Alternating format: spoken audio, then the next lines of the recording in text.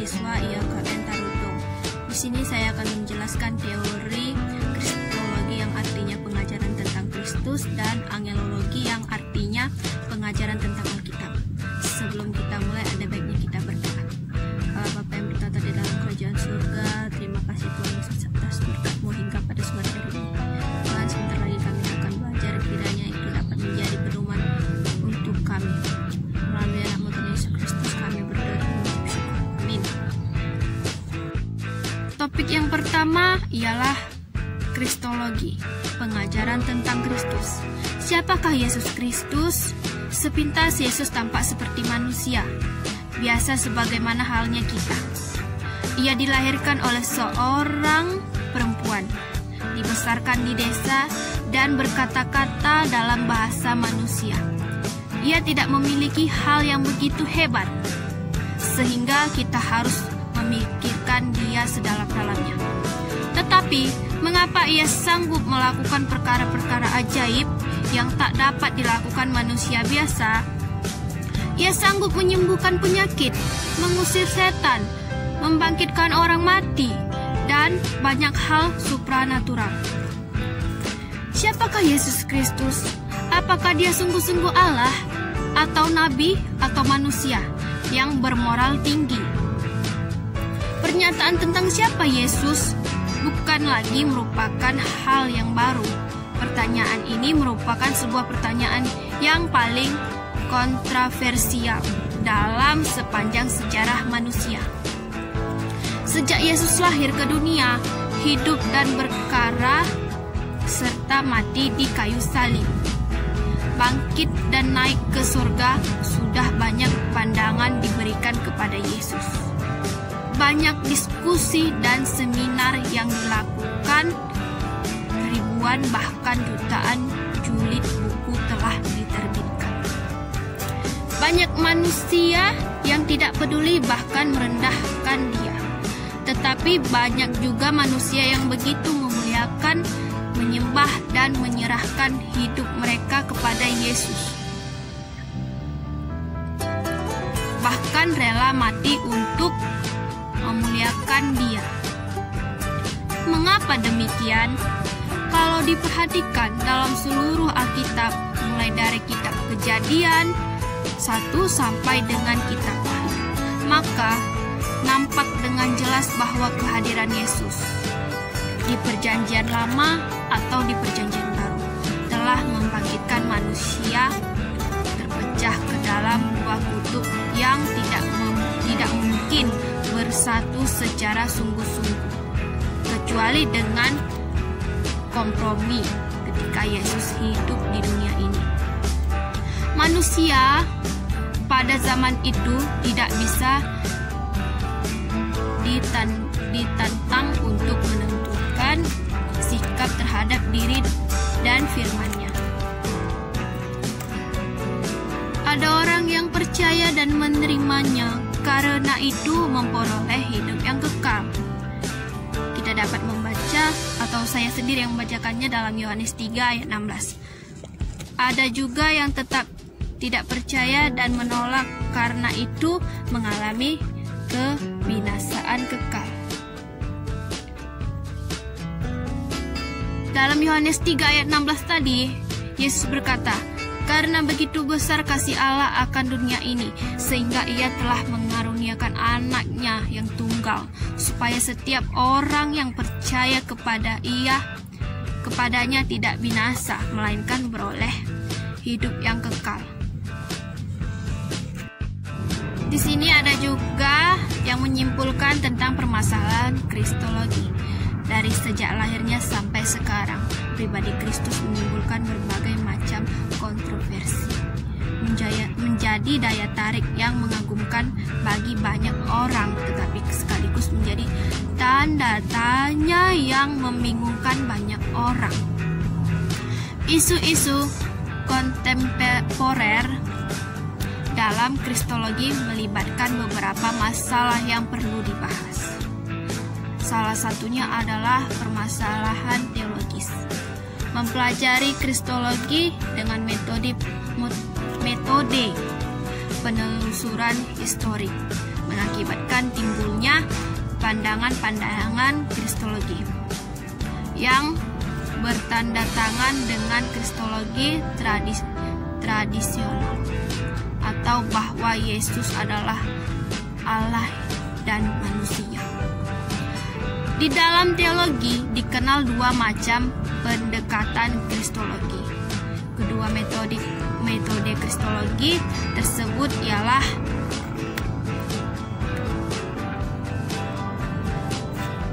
satu, kristologi dari atas.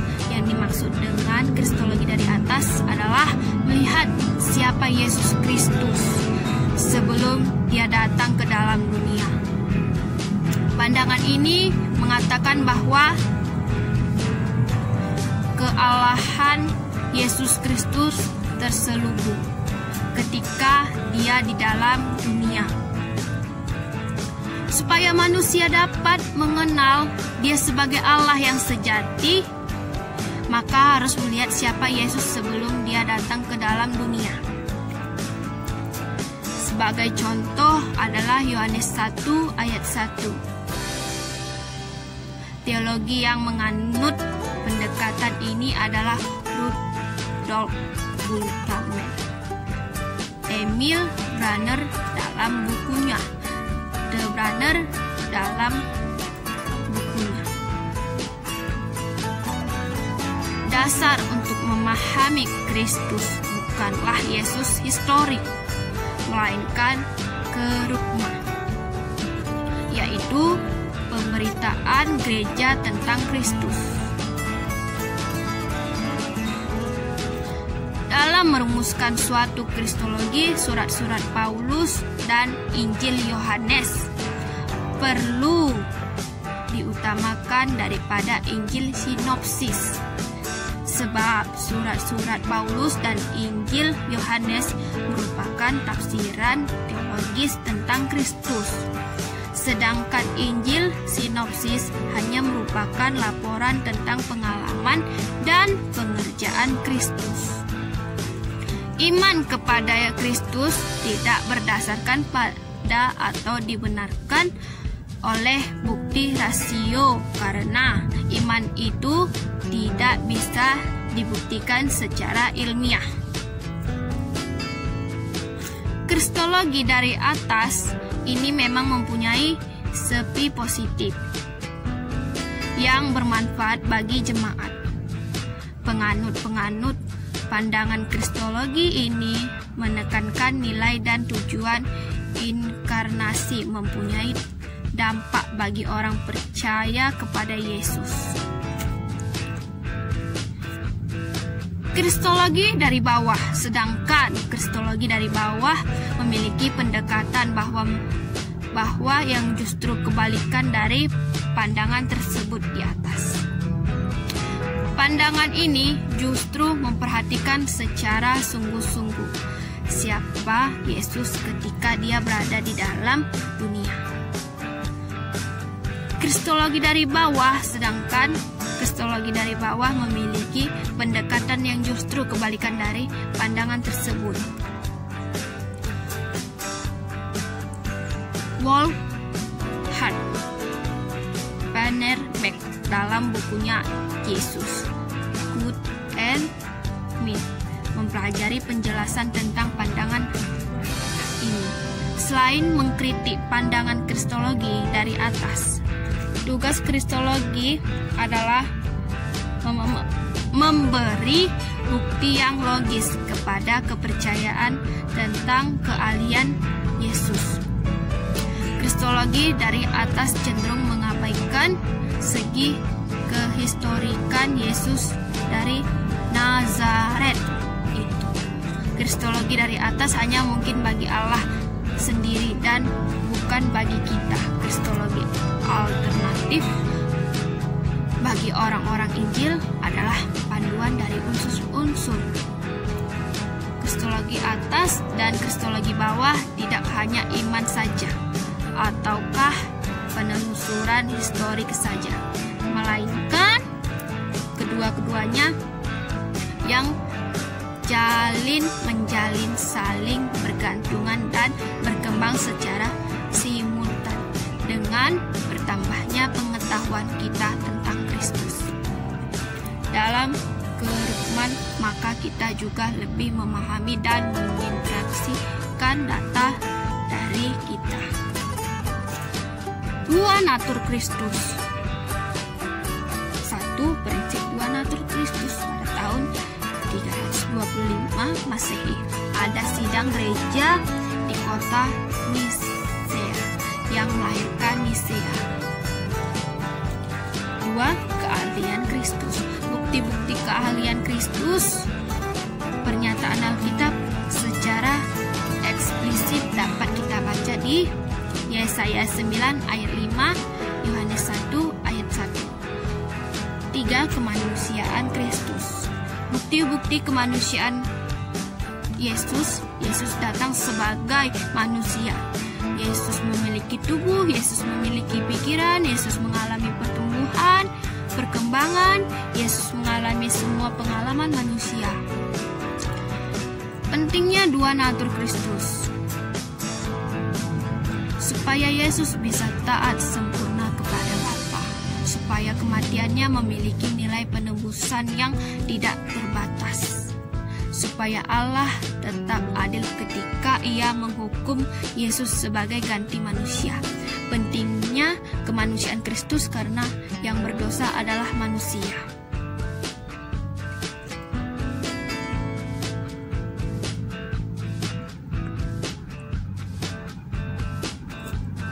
Ketidakberdosaan Kristus di dalam dunia ini, siapakah yang berani mengatakan dirinya tidak berdosa? Semua orang dianggap waras atau suci pun mengakui diri mereka berdosa, tetapi Yesus berani berkata bahwa Ia tidak berdosa. Kita dapat membaca di dalam Yohanes 8 ayat 4-6. Karya Kristus, kelahiran Kristus, kematian Kristus, kebangkitan Kristus, kenaikan Kristus. Sekian dari topik Kristologi. Kita lanjut ke topik angelologi yang artinya pengajaran tentang malaikat. Pengertian malaikat dalam Perjanjian Lama menjelaskan bahwa malaikat sebagai makhluk yang nyata, berwujud, sungguh-sungguh ada, real, bukan khayalan. Dalam Pentateuch terdapat 34 kali menampakkan diri secara nyata dan bertugas sebagai pesuruh atau utusan. Kita dapat melihatnya di Kejadian 18, yaitu Abraham bercakap-cakap dengan malaikat. Kita dapat melihatnya juga di 2 Samuel 24 ayat 16. Seorang malaikat menjalankan hukuman atas Israel setelah Daud melakukan sensus atau perhitungan penduduk. Kita dapat juga melihatnya di Yesaya 6 ayat 2. Serafim dibuat oleh Yesaya. Dan Yesaya 10 ayat 1-13. Keruk. Keadaan malaikat pada waktu diciptakan adalah kudus. Pada mulanya malaikat itu diciptakan kudus. Allah menyatakan bahwa ciptaannya baik. Kita dapat membaca di Kejadian 1 ayat 31. Dan memang Ia tidak dapat menciptakan dosa. Bahkan setelah dosa masuk ke dalam dunia, malaikat Allah yang baik tidak memberontak kepadanya. Disebut kudus Markus 8 ayat 38. Ini adalah malaikat-malaikat pilihan, atau 1 Timotius 5 ayat 21, yang sangat berbeda dengan malaikat-malaikat jahat yang mengikut setan dalam pemberontakannya melawan Allah. Matius 25 ayat 24. Makhluk. Para malaikat adalah makhluk dan bukan pencipta, namun mereka adalah suatu golongan makhluk yang terpisah dan berbeda. Misalnya, terpisah dan berbeda dari manusia. Waktu penciptaan Bahkan sebelum penciptaan dunia, keadaan malaikat diciptakan Allah. Doktrin malaikat dalam sejarah gereja. Pada sepanjang sejarah gereja, perhatian terhadap doktrin malaikat begitu bervariasi. Kadang-kadang terdapat perhatian yang sungguh-sungguh terhadap doktrin ini terjadi pada waktu lain.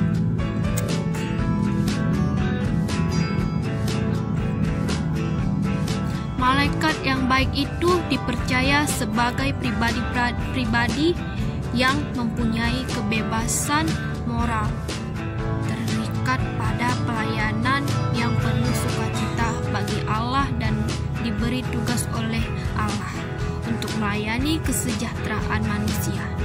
Dionysius membagi malaikat menjadi 3 golongan, yaitu tahta, kerub dan serafim. 2. Kekuasaan kerajaan dan penguasa.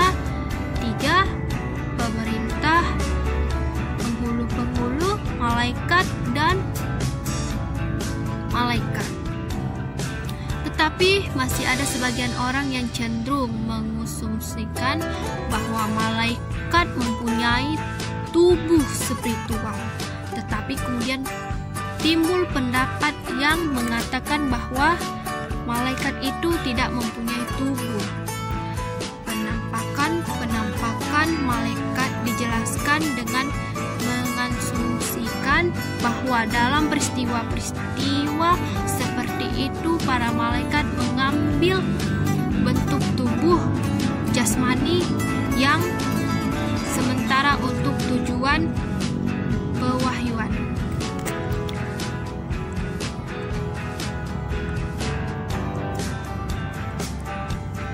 Romo Katolik juga biasa menganggap para malaikat sebagai roh yang murni. Sebagian orang Protestan seperti Emmons, Ebrard, Kurtz, dan Elitz, dan yang lainnya masih menganggap bahwa malaikat mempunyai tubuh khusus, akan tetapi sebagian besar kaum Protestan masih mempunyai sandangan yang berbeda. Swedenborg percaya bahwa seluruh malaikat aslinya adalah manusia dan ada dalam bentuk yang mempunyai tubuh. Posisi mereka dalam dunia malaikat tergantung pada hidup mereka ketika masih dalam dunia. Kita dapat menyimpulkan sifat malaikat.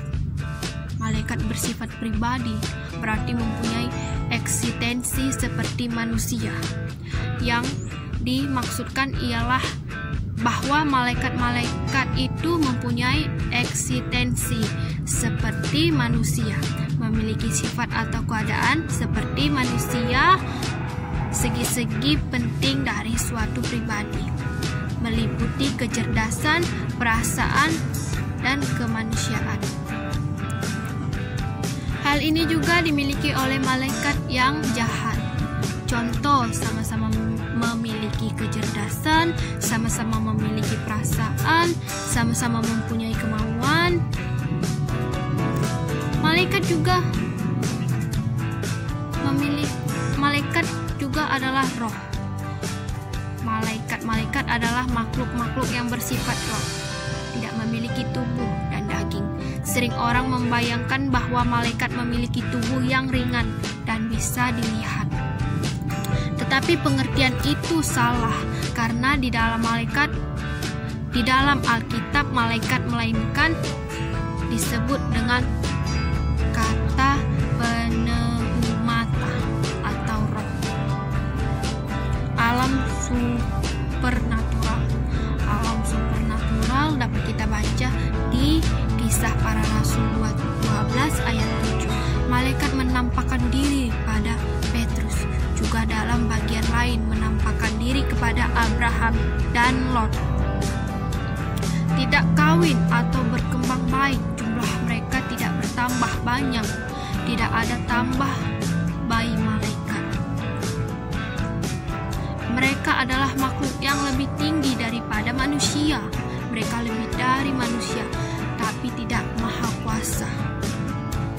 Dia lebih tahu dari manusia dalam pengetahuan, tapi tidak maha tahu. Kita dapat membacanya di 2 Samuel 14 ayat 40 dan Matius 24 ayat 36. Mereka pada mulanya adalah makhluk yang suci. Kita dapat membacanya di Yudas 6. Segala sesuatu baik. Kejadian 1 ayat 31 sejumlah tertentu. Organisasi malaikat. Kita tidak dapat mempelajari perihal malaikat di dalam Alkitab tanpa menyadari adanya tingkatan-tingkatan di antara makhluk surgawi ini. Mereka diorganisasikan menurut tingkatan kekuasaan dan kemuliaan. Ahli-ahli teologi abad pertengahan menyimpulkan bahwa malaikat terbagi ke dalam 10 tingkat. Berarti kita tidak dapat memastikan adakah pembagian tingkatan itu benar. Setidak-tidaknya kita dapat yakin bahwa para malaikat berbeda dalam tingkat kekuasaannya. Beberapa dari mereka memiliki kekuasaan yang tidak dimiliki oleh yang lainnya. Penggolongan malaikat. Penghulu malaikat hanya satu, yaitu Mikael. Dalam Daniel 10 ayat 13 ada malaikat yang berkedudukan tinggi. Daniel 10 ayat 21. Malaikat pelindung Israel dalam Wahyu 12 ayat 7. Bala tentara malaikat yang mengalahkan setan dan roh-roh jahat.